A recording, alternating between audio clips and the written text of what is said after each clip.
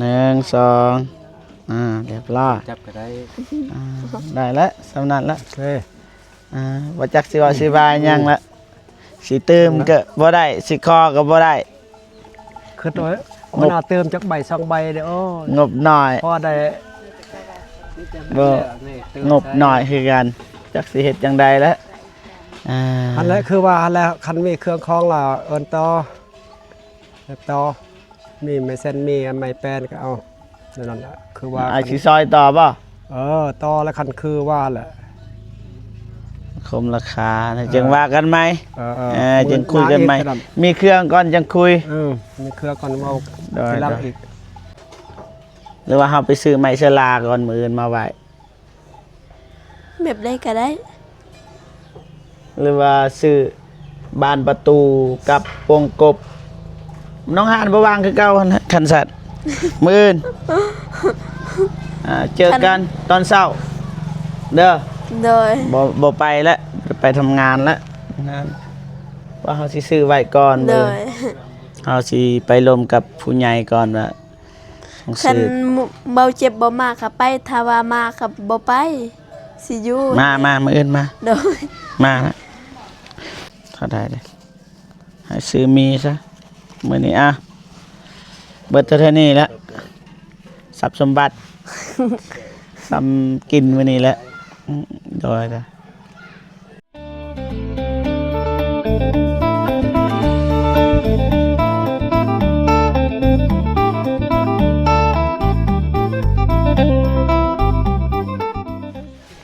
กับทักทายสบายดีและสวัสดีพ่อแม่พี่น้องเบิดสุขุสุขคนพี่น้องนะบ่ว่าอยู่ในลาวไทยหรือว่าต่างประเทศนะก็ยินดีต้อนรับเข้าสู่2เบาเจ็บแนลคือเก่าพี่น้องนะ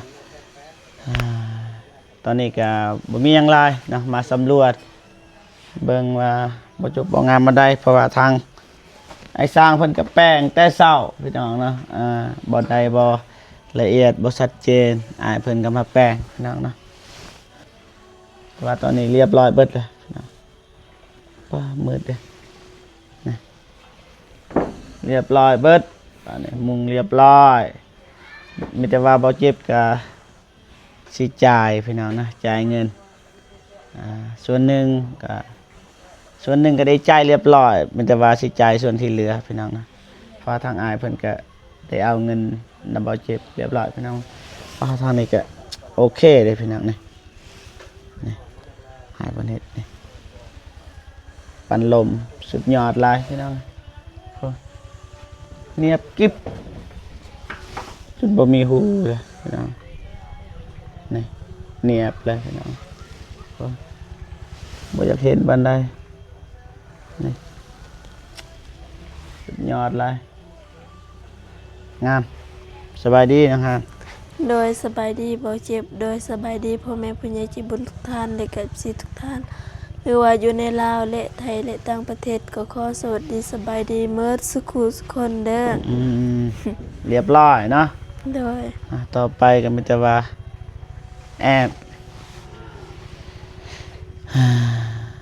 แล้วก็กำลังสั่งใหม่อยู่นำสั่งแดงพี่น้องนะ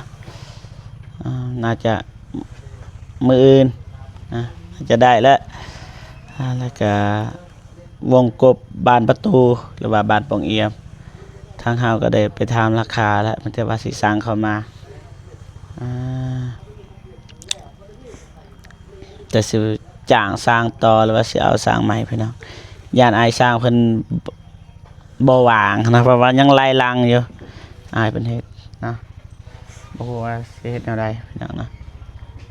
ยานเพิ่นบ่ว่างถ้าเพิ่นว่างมันก็ดีคือกันช่วยๆกันนะบ่ฮู้ว่าเพิ่นสิเอาเท่าใดพี่น้องนะเพราะว่าเฮาก็ ยังเรือนี่ตั้งลูกตั้งแอมแล้วก็ติดประตูติดปองเอี่ยมนั่นแหละติดประตูปิดปองเอี่ยมใส่ลูกตอกลูกติงแล้วก็เฮ็ดบันไดนะบ่ฮู้ว่าเพิ่นสิเอาเท่าใดเนาะบ่ฮู้ว่าเพิ่นวางว่าซั่นซะแต่ว่าเฮาสิล่มอีกบัตรเครื่องเฮามาครบพี่น้องนะจึงไปล่มอีกเทื่อนึง แต่ว่าตอนนี้ทางเฮาก็สิจ่ายเงินให้อ้ายสร้างเพิ่นก่อนพี่น้องนะไปต้องไปหาอ้ายสร้างเพิ่นก่อนพี่น้องนะปุ๊บปุ๊บปุ๊บปุ๊บปุ๊บสูบยาพี่น้องพอหาหับเงินอย่างเดียวพี่น้อง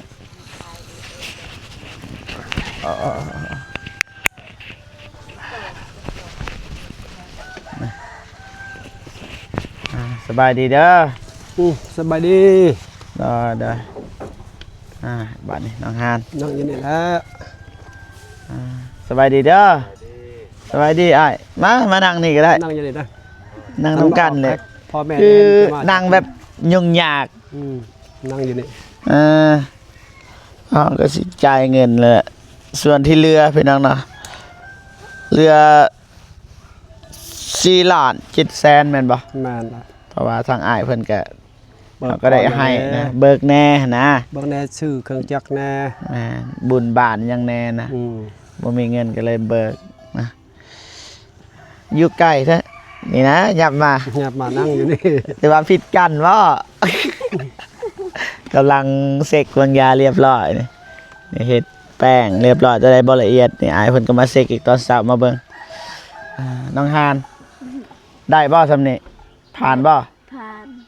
ผ่าน บ่เพราะว่าตอนเช้าเขาก็มาเบิ่งอีกนั่งผ่านบ่พอน้องฮานผ่านบ่ คันผ่านก็จ่ายเงินวันนี้เนาะคันบ่ผ่านก็แป้งใหม่ บ่ยากคันมันหัวกับแปลงไม้ก็บ่หัวดอกแปลงละเอียดอ่ะ ถ้าเบิ่งเป็นมันหัวบ่เป็นย่างคันมันหัวกัน คือบ่ส่งสิหัวแล้ว แม่น ทำคิดเบิ่งล่ะ ว่าทางพ่อน้องฮานแม่น้องฮานครอบครัวน้องฮานกวดเบิดเลยทางบ่เจ็บก็เบิ่งแน่เลยบ่ทรงสิมีบอลใดอะนะแต่ก็สิจ่ายเงินแล้วบัดนี้เมื่อวานก็น้องฮานก็กวดเบิดมือแล้วโอเคบ่ โอเค โอเคจ่ายเงินแล้วบาทนี่จับกองให้หน่อยนี่ ไปอัดหูกล้อง ได้แล้วเอาเงินก้อนบาทนี่ได้แล้วจับซองเบืองแบบนี้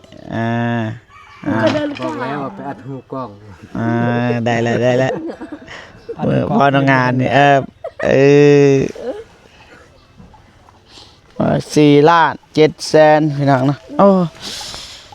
เสื้อลายตะแกเงินเนาะเงินตะแกเลือ โมเมนต์ เสื้อ โมเมนต์เงินเฮาเด้อ มัน เงินผู้ใหญ่นะ เลยจากตู้ประหยัด 1 ล้าน 1 2 3 4 ล้านน้องฮานนับก่อนให้น้องฮานนับนะแล้วก็มอบ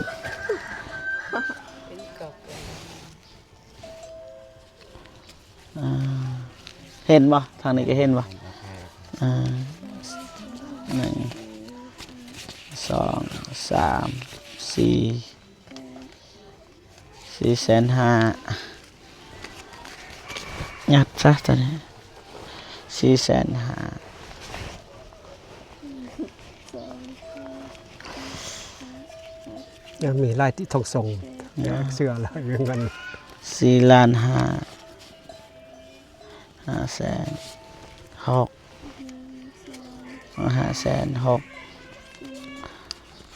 7บาทนี่เอาหมด มาเพิ่มบ่ดำใบ2ใบบ่นั่นน่ะแกโอ้ เงินนี่จักสิว่าจังใดเด้อธิบายยากเลย1 2 3 4 5 6 7พอดีจักสิว่าจังใดเด้อ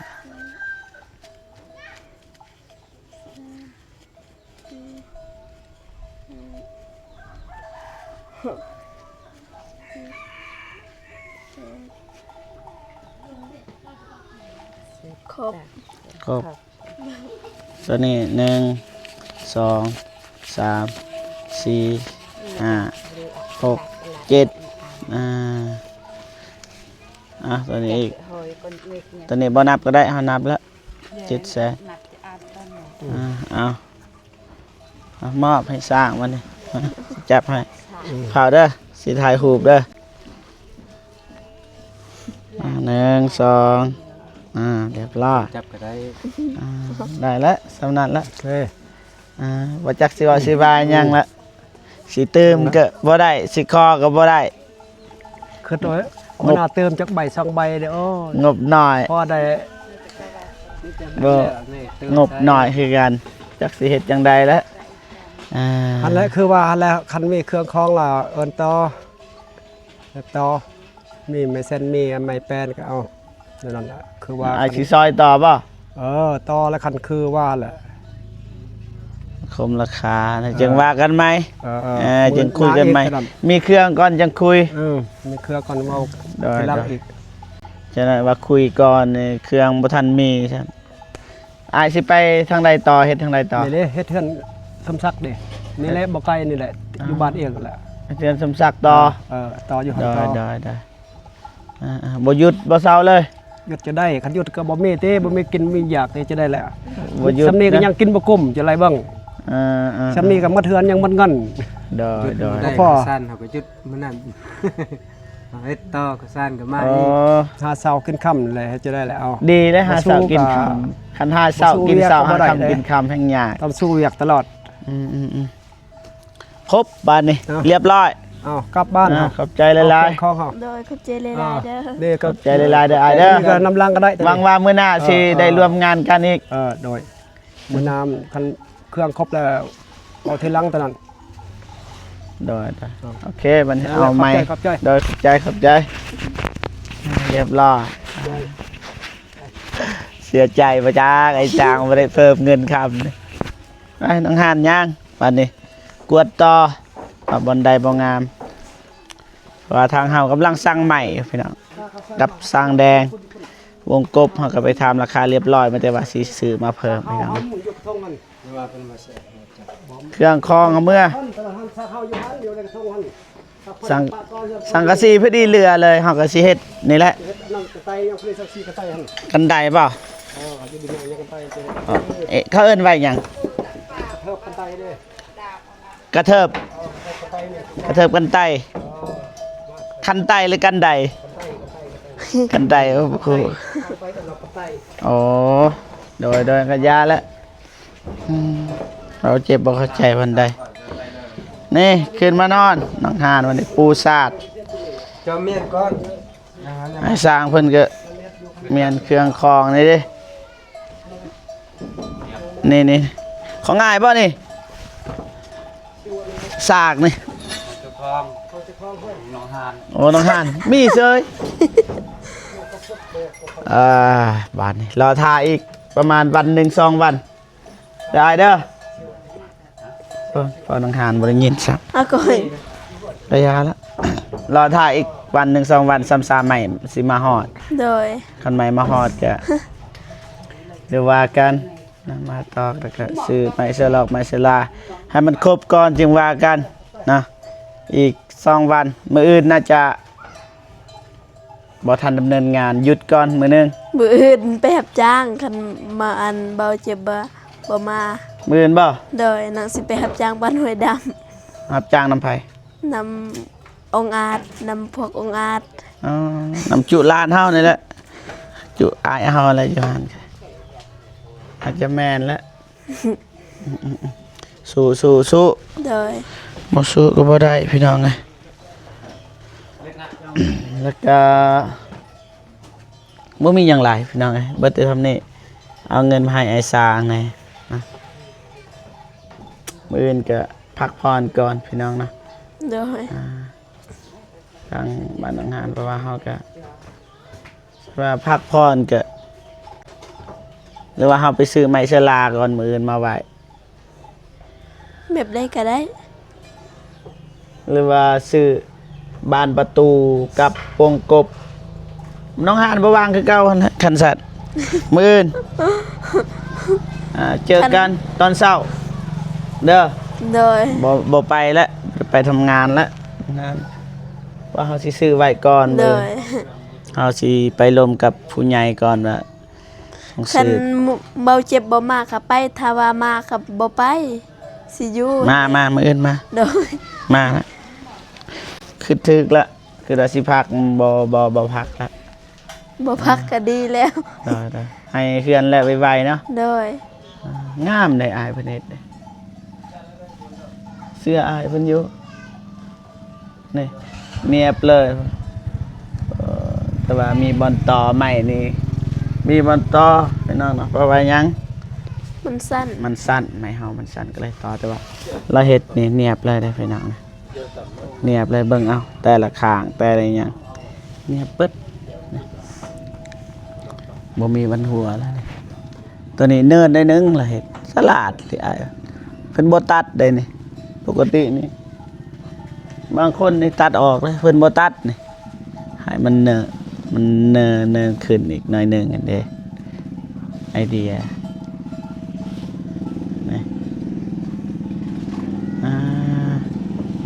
ก็บ่ฮู้ว่าอ้ายเพิ่นสิเอาเท่าใดพี่น้องนะเฮาสิให้อ้ายเพิ่นเฮ็ดบันไดนี่ทางนี้ละเฮ็ดบันไดลูกติ่งแอมปูปูว่าอ้ายเพิ่นสิเอาเท่าใดเรื่องปูในทางทีมงานเฮาก็ปูเป็นอยู่เฮาก็สิซอยอ้ายเพิ่นอยู่ดอกซอยๆกันคนละไม้คนละมือนะเวลาจับเวลาเราติดอย่างว่าเราต้องติดประตูนำมันนะแม่นว่าเฮ็ดอย่างอื่นนำ เอาลงหมดเลย ประมาณนี้พ่อพี่น้อง เอาลงกระซ้ำไหน ถือว่าคักพอสมควรบ่แม่นพอสมควรดอกตั้งคักเลยพี่น้อง บัดนะเอาลงกระซ้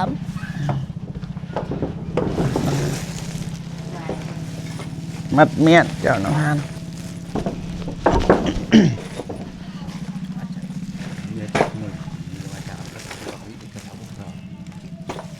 สีเหลืองตัวนี้นี่หาสร้างทางห้านตัวนี้พอดีตัวนี้นี่มันบอนั่นบันไดเขาก็เลยต้องตีมันบุ่มๆหนิดนึงแต่ก็งามอยู่ไปใส่พระเจ้า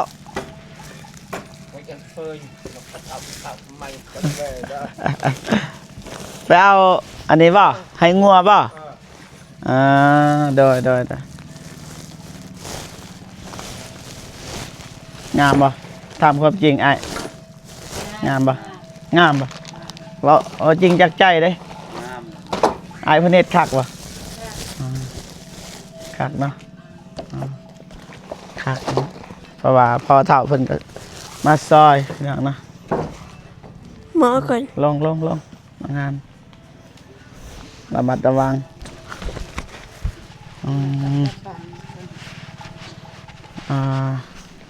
พอเท่าก็มาซอยตลอดเด้อพอเท่าเพิ่นมื้อหน้ามื้อเน้อ เอาบอกกันดอก บ่ลืมดอกพอเท่าเอ้ยเห็นบ่มาซอยมื้อนี้ก็บ่มีหยังกินข้าวกินน้ำแล้วบ่ยังบ่ทันกินข้าวเช้า ก็เลิกเขาเอากินแล้ว เทศเนี่ย นะมีแล้วบ่เนาะกิน นี่นะ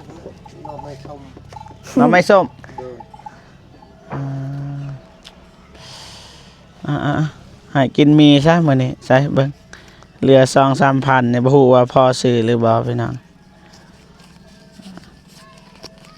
เท่าใดเด้ให้ซื้อมีซะมื้อนี้เบิดเท่านี้แล้วทรัพย์สมบัติ ซ้ำกินมื้อนี้แหละโดยทรัพย์สมบัติมื้อหน้ามื้อเน้อผู้ใหญ่ก็บางทีมีเงินนั่นแหละเขาก็น่าจะมีอยู่สู้ๆไปนำกันนั่นแหละซอยกันที่จริงแหละบ่ได้จ้างหรอกพอเฒ่าเพิ่นแต่ว่าพอเฒ่าเพิ่นก็มาซอยแต่เฮาก็บ่จักสิเฮ็ดนั่นใดแต่เราลุ้นไปนำกันมีรางวัลหรือบ่พี่น้องไปบัดนี้สำเร็จบัดนี้เนาะ เลย คักบ่ คัก คัก เล คัก ย ลายหน่อยสำใด คัก คือเด้น้องลองขี่เบิ่งรถนี่ ลองมาขึ้นเบิ่งสิถ่ายรูปขึ้นเบิ่งแบบเด็กแว่นเด้อเดี๋ยวเผาก่อน เดี๋ยว1 2สิไปตั้งหน้าปกใส่1 2ได้แล้ว ดีใจป่ะ ดีใจ บ่แม่นดีใจขี่รถอยู่เด้นี่ เพ ดี ราะว่า ใจป่ะ เฮือน ต่อได้ ก็ได้รถก็ดีใจ โอ้รถงามเลยนี่ งามรถแดง อืมมีแต่ว่าให้น้องขอบอกขอบใจขอบบุญขอบคุณนั่นแหละผู้ใหญ่ใจบุญทุกท่านนั่นแหละที่ช่วยเหลือ แต่ว่ายังหลายอยู่ได้นี่ยังหลายอยู่เลยได้ โดยก็พักขอบอกขอบใจเด้อทางผู้ใหญ่ใจบุญทุกท่านและเก็บซีทุกท่าน ที่เขามาบึงมาชมแล้วก็ขอบใจพวกแม่ๆเด้อที่ให้ส่งเงินมาเฮ็ดเฮือนให้น้องแล้วก็ครอบครัวน้อง ที่คอยซัพพอร์ตน้องก็ขอขอบคุญขอบคุณขอบใจหลายๆเด้อก็ขอให้อยู่ดีมีแห้งความเจ็บบ่ได้ความไข้บ่มีก็ขอให้ยังให้มีให้ร่ำให้รวยปรารถนาสิ่งใดก็ขอให้ได้แต่สิ่งนั้น สมการปรารถนาหรือว่าไปใส่มาใส่ก็มีที่คนฮักคนหอม ไปฮอดจอดที่ถึงนอนหลับไปได้เงินหมื่นนอนตื่นให้ได้เงินแสนอย่าเจ็บอย่าจนลำรวยเด้อสาธุ ทางนั้นก็อนามัยไม่แต่อนามัยหั่นแหละ โดย เรียบร้อยเลยบ่ทันบอกเรียบร้อยเลยทางนี้ก็ได้อนามัยเบิดเลยย่างแต่น้ำนี่แหละบ่ทันอนามัย นี่ก็ยาแล้วข้างนี้ก่อนอันอื่นก็ไม่เก็บเรียบร้อยไม่ทางนี้ก็สะอาดสะอ้างพอต้องหานบ่หยุดบ่เศร้าเอาเตียงหันมาไว้อยู่นี่เตียงนี่ได้บ่ต้องหานเอาหาม2 คนได้บ่ ได้ 2 คนเฮาเด้ โดย เบิ่งลองพอได้นั่งนะไปโอ้หนักเลยต้องหานแข็งแรง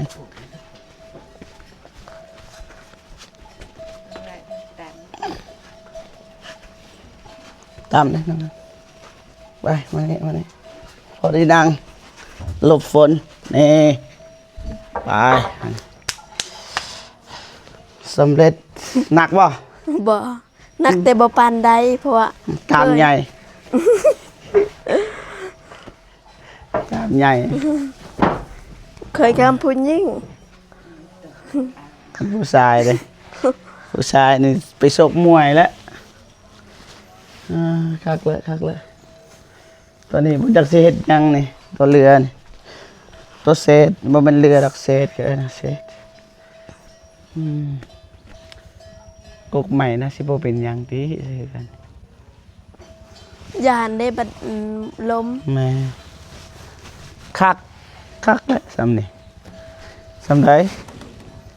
ยังแต่แอมนะบานโอเคพ่อพี่น้องเนาะเบาเจ็บก็สิจบคลิปก่อนเนาะยังไงก็ขอบคุญกับคุณผู้ใหญ่ใจดีและ FC ทุกท่านที่เข้ามาให้กำลังใจ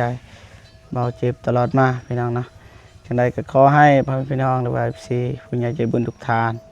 จงมีแต่ความสุขสุขภาพแข็งแรงขออายุมันคนยืนความเจ็บบ่ให้ได้ความไข้บ่ให้มีปรารถนาสิ่งใดขอให้ได้สิ่งนั้นอย่าเจ็บอย่าจนแล้วก็ให้ร่ำรวยๆยิ่งขึ้นไปเด้อสาธุโอเคเบาเจ็บกับสิคอโตเดินทางก่อนพบกันคลิปหน้าเนาะสำหรับคลิปนี้ขอกล่าวคำว่า สบายดีเด้อพ่อแม่พี่น้อง บ๊ายบาย เบิดสุขสุขคนพี่น้องเนาะบายเจอกัน มือใด มื้ออื่นเด้อไป